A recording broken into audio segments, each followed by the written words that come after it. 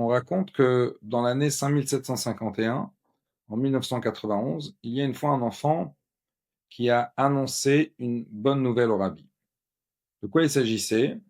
Pendant cette période-là, dans différentes interventions, le rabbi avait sensibilisé les chassidim à s'appliquer davantage dans le récit des Birkot HaShachar, des brachot qu'on récite lorsqu'on se lève le matin. Et le rabbi a donné différents exemples, des fois, de certains qui peuvent se permettre de les dire en se précipitant sous différents prétextes. Et donc, le rabbi encourage les chassidim à s'appliquer davantage dans le récit des Birkot HaShachar. Dans cette même période, les secrétaires du rabbi ont remarqué que le rabbi était, si on peut dire, un peu triste. Et quand il y a quelque chose comme ça chez le rabbi, naturellement, ce qu'on demande, c'est que les shluchim, les chassidim envoient des comptes rendus de bonnes nouvelles de différentes activités qu'ils ont fait pour amener de la joie et de la satisfaction au rabbi.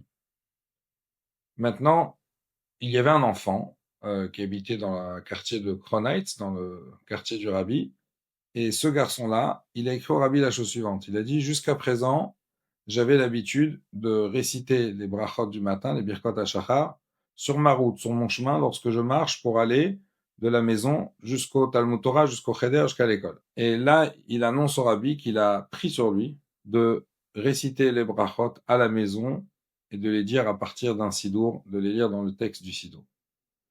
Et là, il a reçu une réponse du rabbi tout à fait particulière et tout à fait exceptionnelle.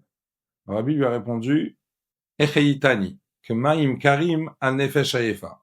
Ce qui veut dire tu m'as redonné la vie comme de l'eau fraîche sur une âme fatiguée.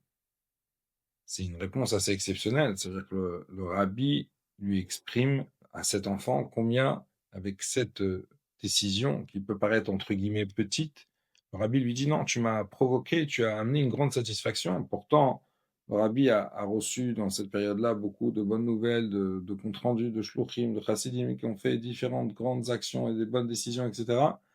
Mais c'est cette, entre guillemets, petite décision de ce petit enfant qui a amené un apaisement, une satisfaction et une simcha au rabbi.